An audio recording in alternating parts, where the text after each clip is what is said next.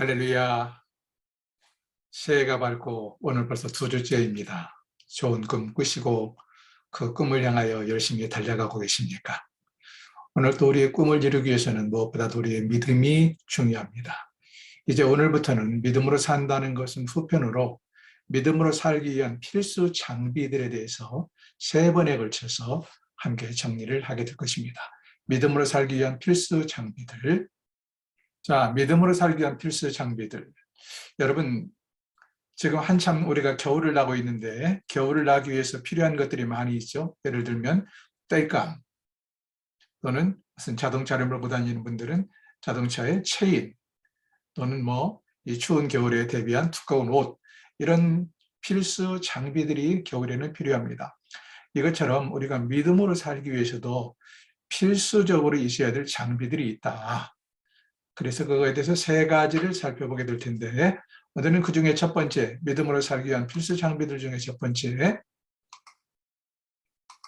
인생 지도인 성경에 대해서 함께 생각해 보려 합니다. 무엇보다도 믿음으로 살기 위한 장비가 여러 가지 있는데 그 중에 가장 중요한 게 뭐냐? 인생의 지도에 해당하는, 나침반에 해당하는 성경이다 하는 이야기입니다. 하나님 말씀을 보실까요? 디모데후서 3장 17절 보면 이는 성경은 하나님의 사람으로 온전케 하며 모든 선한 일을 행하기에 온전케 하려 함이라 기록되어 있는데, 다른 필립스 번역을 읽으면 조금 더 이해가 쉽습니다.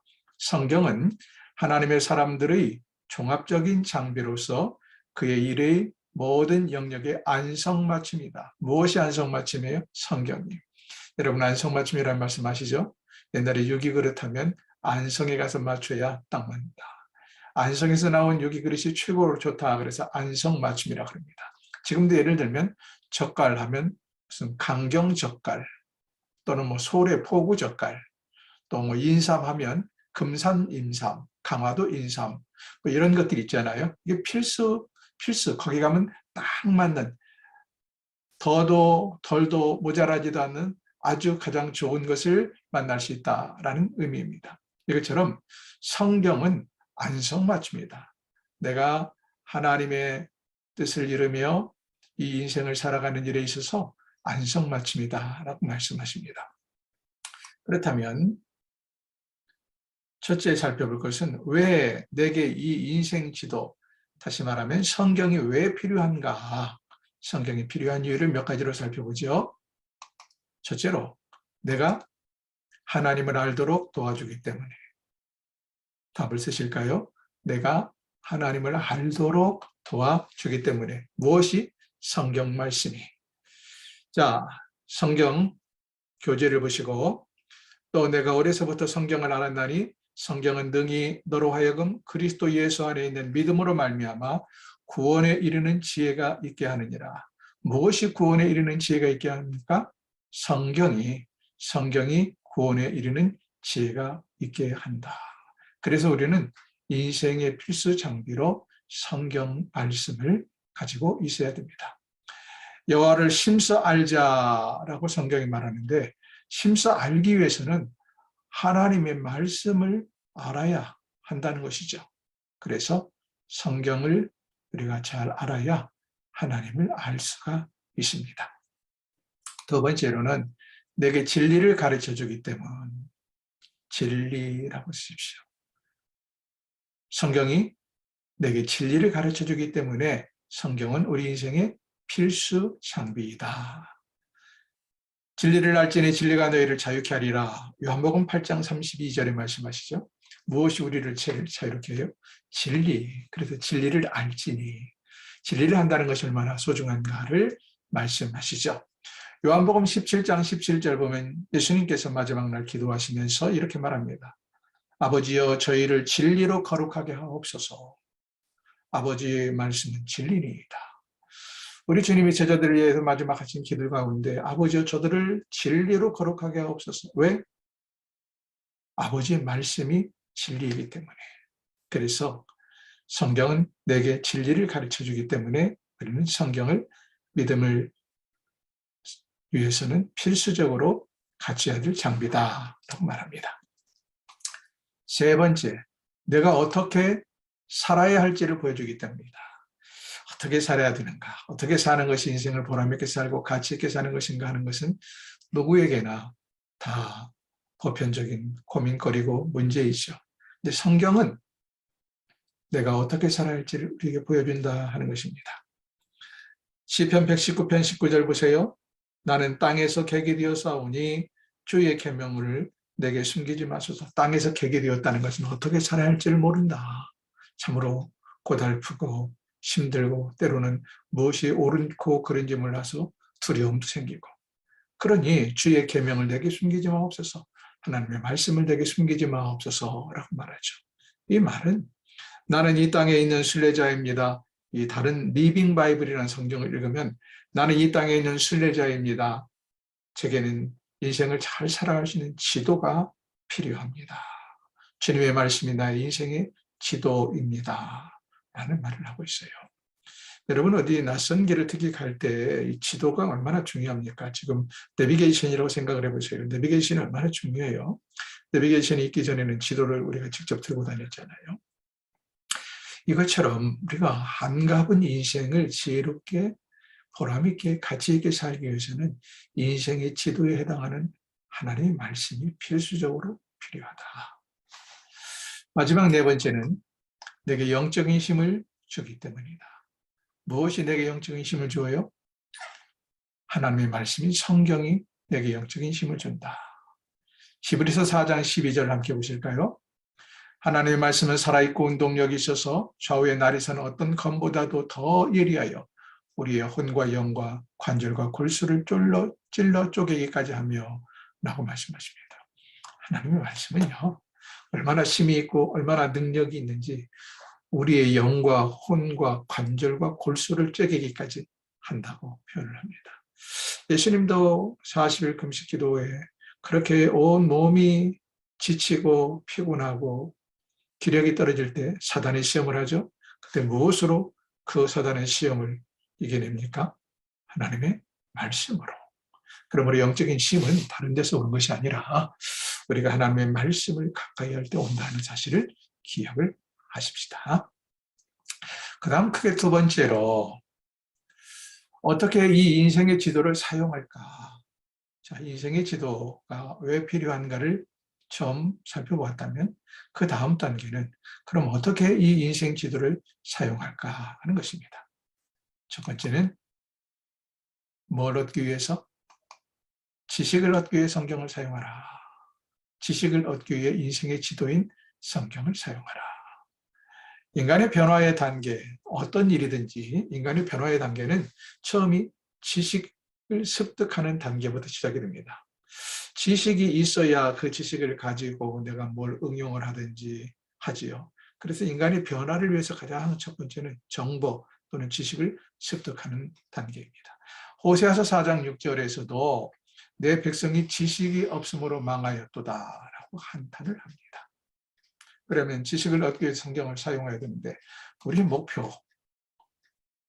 목표는 뭘까요? 하나님의 말씀을 안다. 목표를 설정해야 됩니다. 하나님의 말씀을 아는 것으로.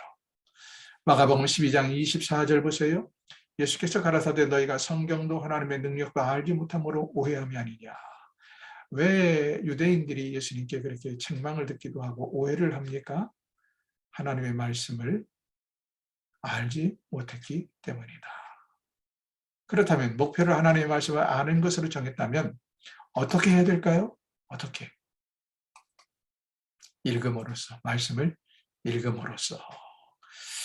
그래서 올해 또 새해가 시작이 됐는데 여러분, 우리가 목표를 정하고 계획을 세우는 것은 매우 중요합니다. 그래서 올해는 더도 말고 덜도 말고 최소한 성경 1독은 해야 되겠다. 성경 한 번은 읽겠다라는 목표를 정하시고 출발을 하면 어떨까요? 두 번째는 생각을 새롭게 하기 위해서 성경을 사용하라. 무엇을? 생각을. 모든 것들이 우리 생각에서부터 행동이 유발되지 않습니까? 그래서 우리의 기존 가지고 있던 생각을 새롭게, 인간의 생각이 아니라 인본주의적인 생각이 아니라 하나님의 생각으로 새롭게 하기 위해서 성경을 사용하라 하는 것입니다. 잠언 14장 12절을 보십시오. 참으로 지혜로운 말씀이 나오는데 어떤 길은 사람의 보기에는 바르지만 그러나 필경은 사망의 길이니라. 왜냐하면 인간의 지혜와 지식은 한계가 있다는 거예요. 그래서 판단의 기준이 나의 생각이나 나의 경험이 되면 우리는 항상 실패하는 건 아니겠지만 큰 일에 결정적으로 실패할 때가 있게 된다. 그러므로 나 자신의 판단의 근거가 아니라 하나님의 말씀이 내 인생의 판단의 근거가 되어야 된다. 나의 생각을 새롭게 하기 위해서 성경을 사용하라. 그럼 어떤 목표를 정해야 될까요? 하나님의 마음 이해하는 겁니다. 도대체 성경 말씀을 통해서 하나님의 마음이 뭘까?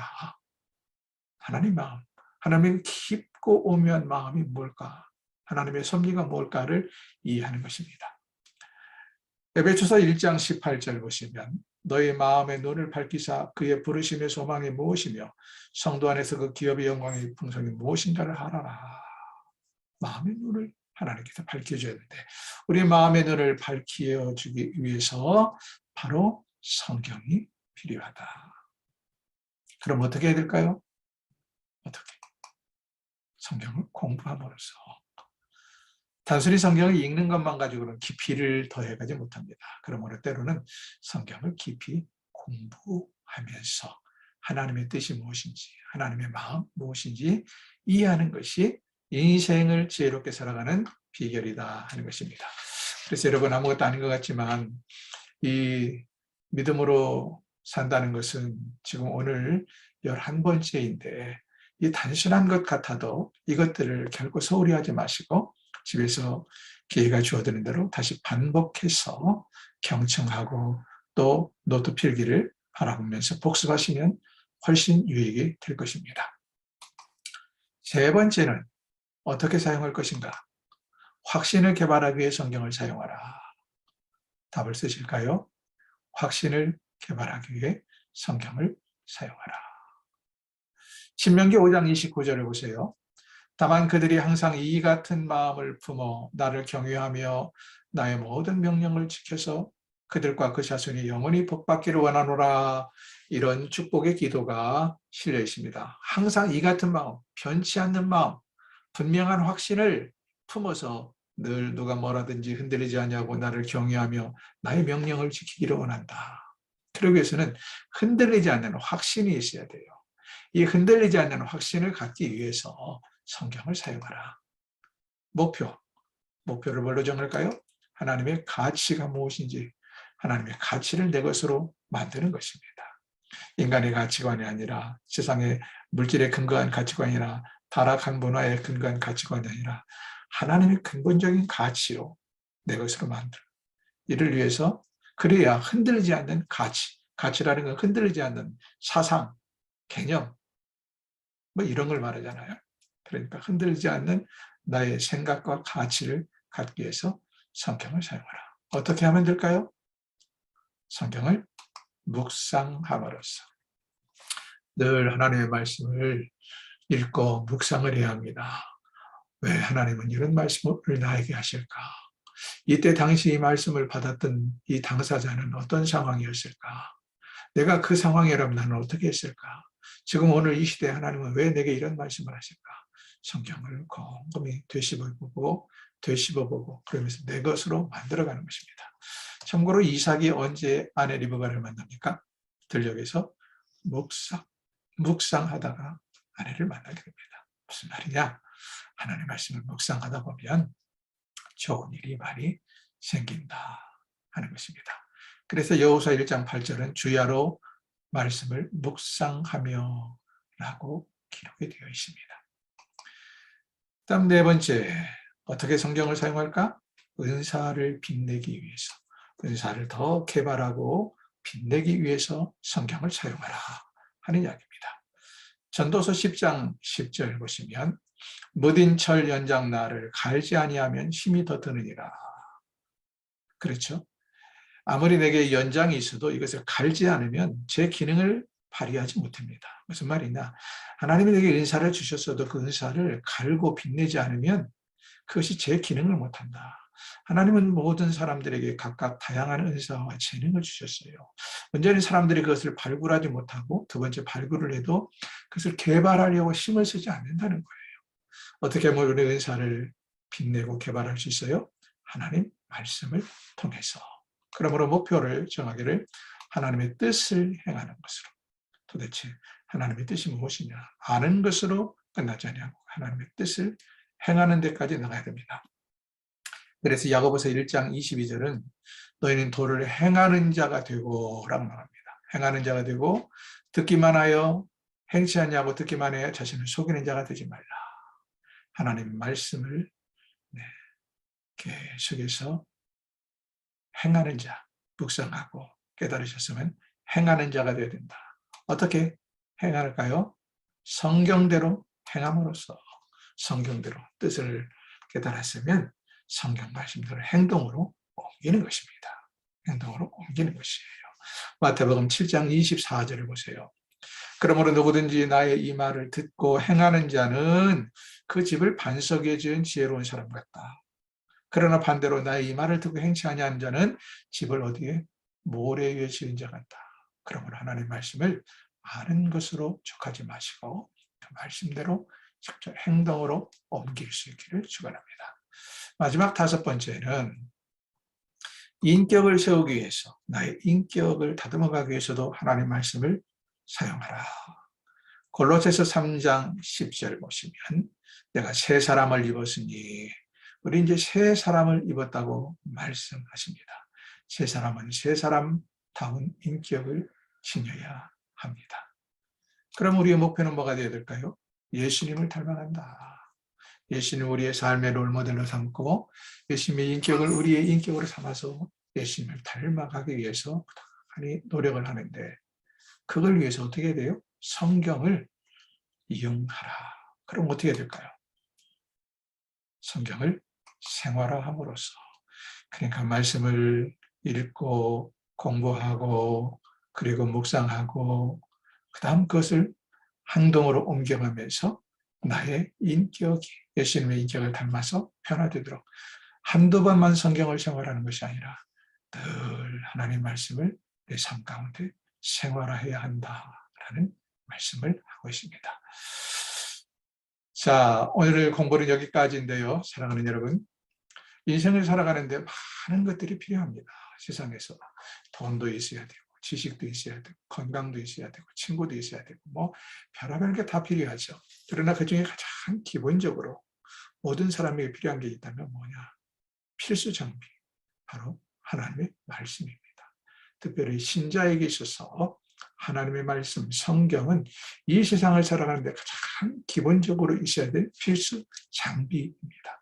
올해는 이 말씀을 가까이 하고 이 말씀을 읽고 연구하고 묵상하고 그리고 이대로 행함으로써 정말로 여러분의 인격이 더 성숙하고 여러분의 신앙이 더 자라고 세상에서 하나님의 뜻대로 이 세상을 변화시키는 능력의 주역들이 될 수 있기를 우리 주님의 이름으로 축원을 합니다. 오늘도 수고 많으셨습니다.